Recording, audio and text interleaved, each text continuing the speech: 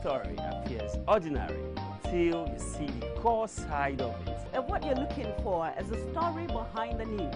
We bring it to you from Lagos, the commercial capital of Nigeria. Giving you all sides and political stories round the clock. Every detail from the start line to the final whistle. CoreTV News, expanding your view.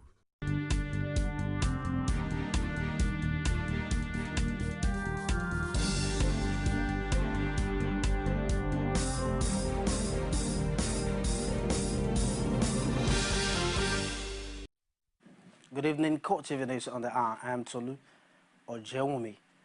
Nigeria has recorded 5 fresh cases of Ebola virus in Lagos, bringing the number of known cases in the country to 7. The country has also recorded its first known Nigerian casualty in one of the nurses who treated the first index case. Health Minister Professor Onyebuchi Chike, who confirmed this at a news conference in Abuja, disclosed that the nurse died on Tuesday. He added that all the Nigerians diagnosed of the virus had primary contact with Patrick Sawyer, the Liberian-American who brought the case into the country. The health minister says all 5 people are currently receiving treatment in an isolation ward in Lagos. Still on Ebola, the federal government is to recruit additional health workers to strengthen the team managing the Ebola situation in Lagos. Also, the health authorities are putting together a special team to provide counseling and psychological support for patients, identified contacts, and their families. In addition, arrangements are at an advanced stage to procure isolation tents in all states of the Federation and the Federal Capital Territory. Determined to help rid the continent of the deadly disease, the world's leading Ebola specialists have called for experimental drugs and vaccines to be offered to people in West Africa, where a vast outbreak of the disease is raging. The health experts, including Peter Piot, who co-discovered Ebola in 1976, explained that American aid workers who contracted the disease in Liberia were given the newly discovered unapproved medicine before being evacuated to the U.S. Therefore, infected Africans too should get the same chance.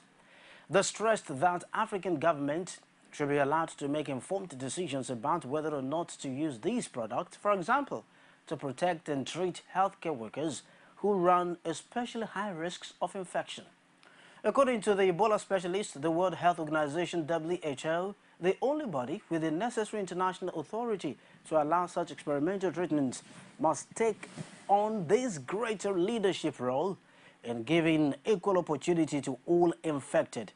However, a spokesman for the Geneva-based WHO at a London retreat on Ebola insisted that the United Nations Health Agency would not recommend any drug that has not gone through the normal process of licensing and clinical trials.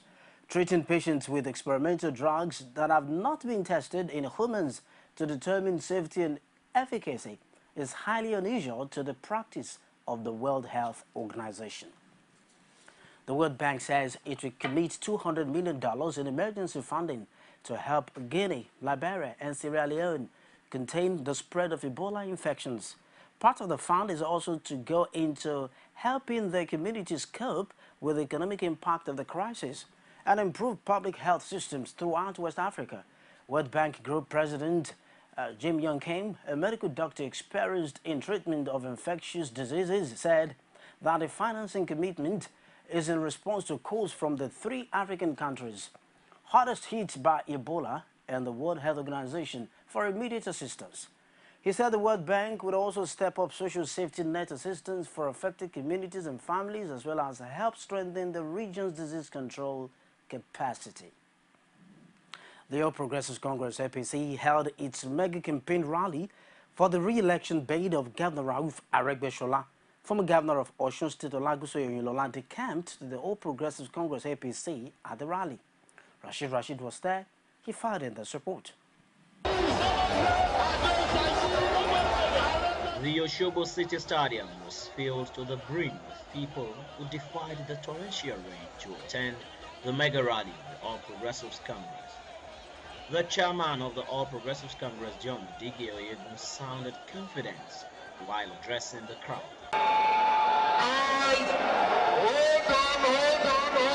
Hold on.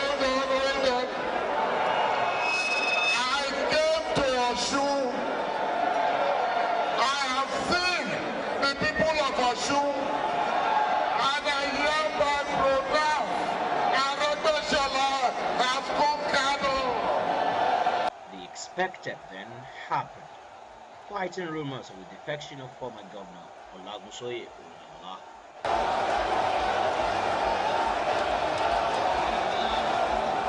The former governor of Osun State and National Secretary of PDP, Olagunsoye Oyinlola, finally decamped to the All Progressives Congress.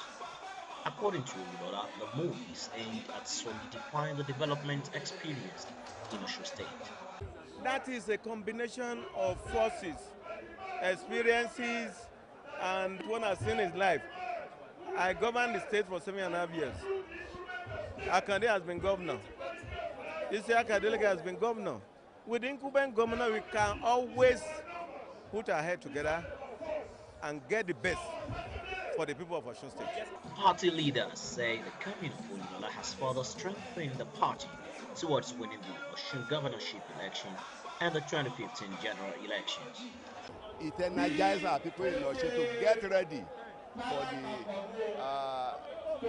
power robbers. So we are fully ready for them. After next Saturday's election, you will see APC in action. PDP will close shop before 2015. True change that you will see, feel, and believe in. Not the transformation that is in the reverse. The bouquet of lies and salad of corruption that is going on in this country. Governor Abdul Fattah Ahmed of Kwara says the Broom Revolution has come to stay in Osun, and Aregbesola is sure to coast to victory. You would see for yourself that what we have on ground is a demonstration that the governor is fully on ground. APC is demonstrating its stronghold here from what you can see, and we're sure this will translate into electoral votes, which will ultimately signify continuity for good governance the current governor has been carrying on in Osun State. The crowd can best be described as unprecedented, as enigmatic. And looking at this crowd, we can as well say Aregbesola has won already. But is that the case? This crowd and every campaign activities will be put to test on August 9th, which is the day of election. The big question is, who will carry the day on the 9th of August? Only time will tell. Rashid, CoreTV News, Osogbo. Governorship election draws nearer in Osun State. And as that election draws nearer, the deployment of troops to provide security in the state is now generating reactions from the Nigerian public. The security expert Femi Adegbolu, in his reaction to the militarization of election in Osun State, says it can result into intimidation of the electorate. Security at the venue of election is okay, but there are times that it could become an overkill. So when there is too much of security, it becomes a security problem on its own. Called a situation where a civilian atmosphere is militarized. So it's an anomaly anywhere in the world. So because a lot of things can happen as a result of militarization of an election venue. For instance, even the people who are supposed to vote, they can get intimidated by the presence of the military men themselves. They are not used to the military, for God's sake. We hear of policemen, yeah, police, okay? They can relate one-on-one with the police, but the soldiers, you know, I'm wielding soldiers, so they are not just the best way in an electoral contest at all. Staying with Osun, the police have deployed men and materials to Osun State 1 week before the governorship election. Acting Inspector General of Police Suleiman Abba disclosed this to journalists at the presidential villa. He explained that the move was meant to secure the state before election day. What guarantee are you going to give? Are going to be free and fair? There's not going to be... By the time I took over on Friday, I made an operational order in place. I went through it quickly. I made a number of adjustments, which include the fact that we need to be there early enough So I just said the time that the officers were directed to report. I made sure that by Saturday they were there. And the aim is that if anyone is training anybody to cause violence, we are telling him that we will make sure the law take its course. The Department of State Security says it is not taking sides with any individual group in the run-up to the election in Osun State. DSS spokesperson Marilyn Olga said at the National Information Center in Abuja that its operatives are in the state on a national assignment. She also advised politicians to desist from dragging security agencies into political matters.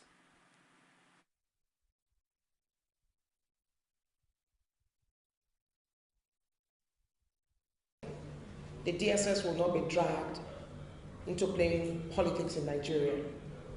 The DSS is an agency that is for everybody, and so we will not take sides.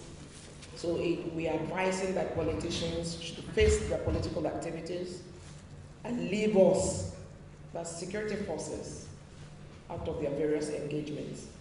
I advised and enjoined politicians not to use security agencies in settling scores.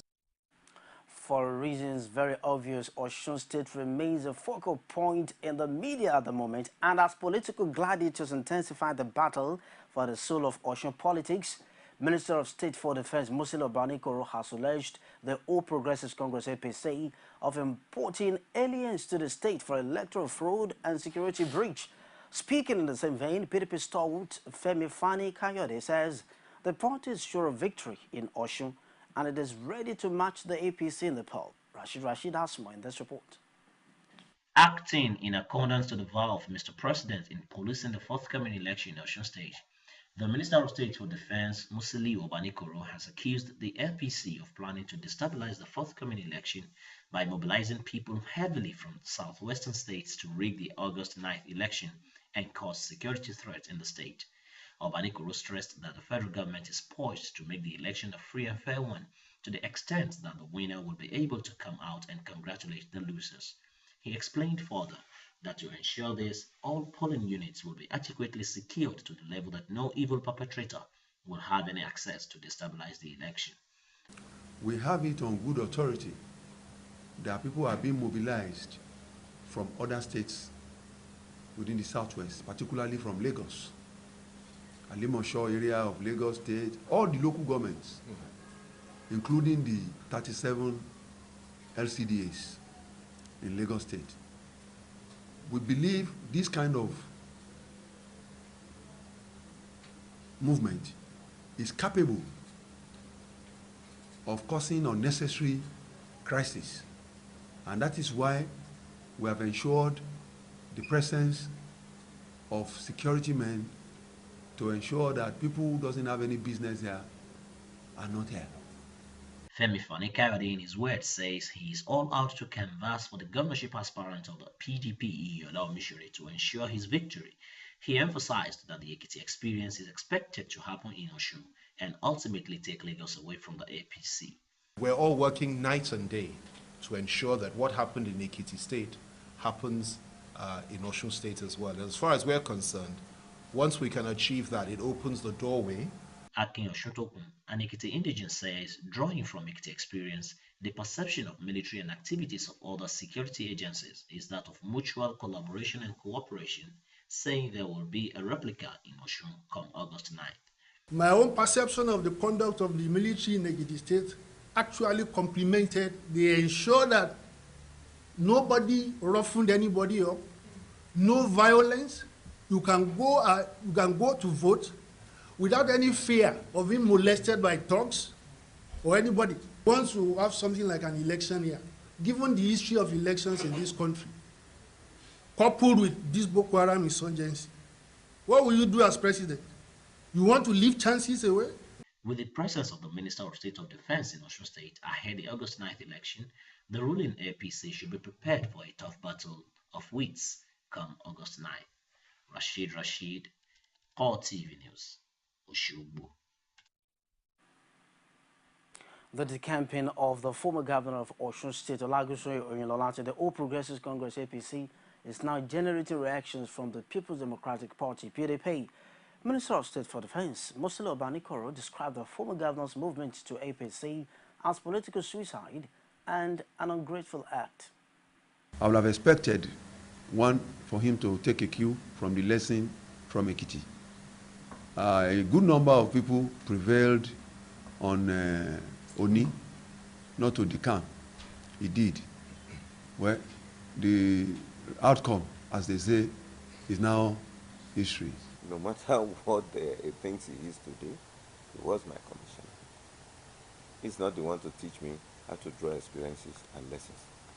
Even in the spelling of the two states' names, there's not even one letter that is the same. Osun is not Ekiti. Nigeria's military is to investigate new allegations of human rights abuse against troops in the northeast. Defense spokesman Major General Chris Olukolade disclosed this at a press briefing in Abuja. He noted that legal and forensic experts would examine the video released by Amnesty International with a view to identifying the culprits.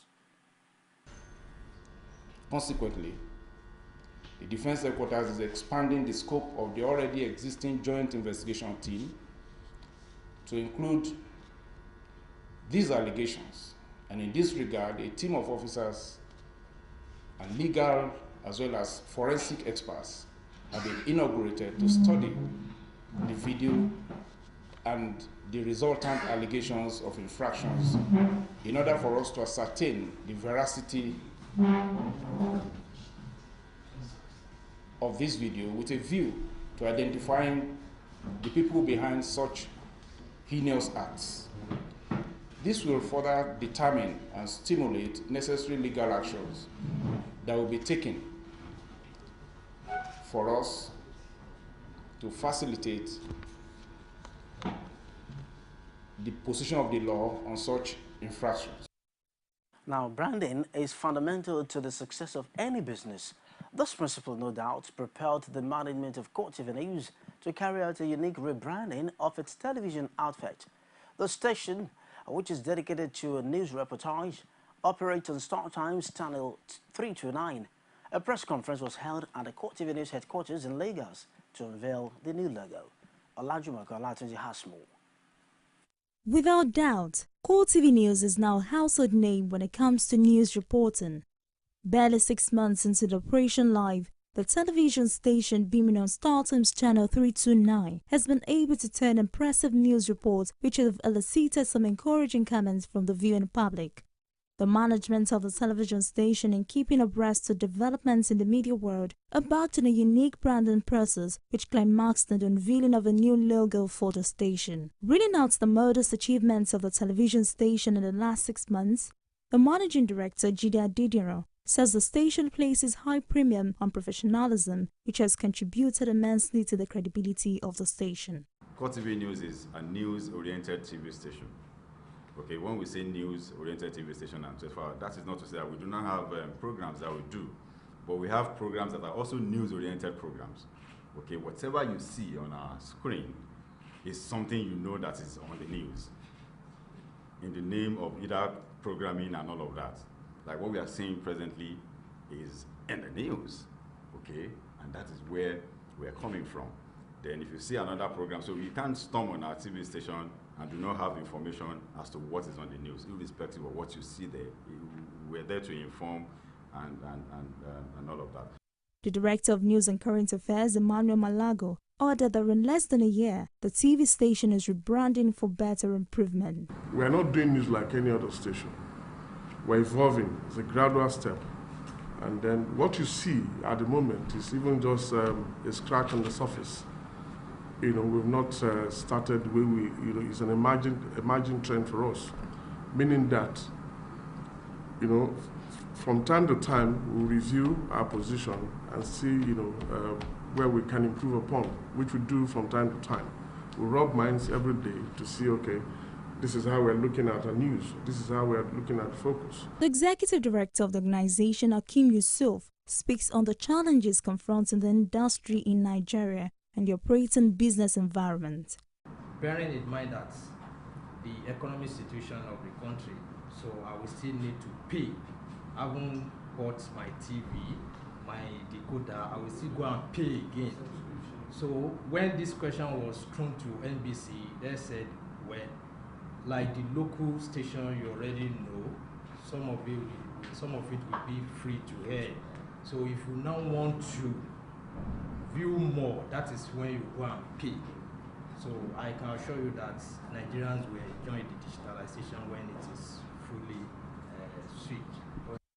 The public relations officer of StarTimes, Aneta Ireta, says the station is full of prospects and vision. That is why StarTimes has chosen to partner the brand.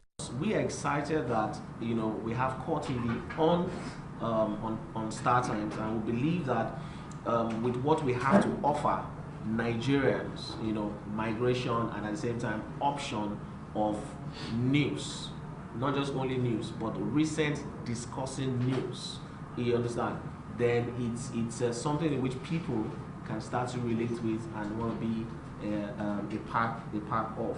CoreTV News is a 24-hour news station with focus on in-depth news delivery and news-oriented programs. The station has accommodated young professionals with passion for developing a career in broadcasting. Its broadcast structure with 90% local content and 10% foreign injection. Olajumoke Olatunji, CoreTV News, Lagos. Now, British Prime Minister David Cameron is advising NATO on Europe crisis. Get the details in a moment. Don't go away. You can now watch CoreTV News live from anywhere in the world on our website, www.coretvnews.com. Click on Live TV on our website and watch us live. And welcome to CoreTV Primetime Days. To follow us on Twitter, click on Twitter icon on our website. On Facebook, click on the Facebook and YouTube to see all our previous news production. You can also watch us live on YouTube. Click CoreTV, leave a space, then news. CoreTV News, a 24-hour news station. Glad to have you join us another edition of The Political Arena, the most detailed and incisive political show. If you are a sitting governor and the opposition is able to stomach structure against you, that means you are wicked to the people. Until the end of our time, I'm the legitimate authority to govern this country. Give me 20 minutes to move or they will shoot me. He has no chance for survival. If he likes himself, this is the best time to get out before he perishes. The PDP as a ruling party has failed. So anybody who thinks that government will fold his hands and allow miscreants to take over the streets of our own state and cause havoc is deceiving himself. The good, bad, ugly and beautiful sides of the Nigerian political system. Join me every Sunday at 9:15 p.m. on CoreTV News. British Prime Minister David Cameron has advised NATO to rethink its long-term relationship with Russia and strengthen the alliance's ability to respond quickly to any threat. Cameron wrote to the alliance's Secretary General Anders Rasmussen and the 27 other NATO country leaders. The North Atlantic Treaty Organization also needs to beef up its response force of rapidly deployable land, sea, air and special operations troops, he said. As Russia destabilized Ukraine and illegally annexed Crimea, NATO's response has focused on reassuring our eastern allies and deterring Russian aggression elsewhere. At the NATO summit, we must agree how we can sustain such a robust presence in Eastern Europe in the months ahead. So use the summit to ensure that NATO is prepared to respond swiftly to any threat against any ally, including with little warning.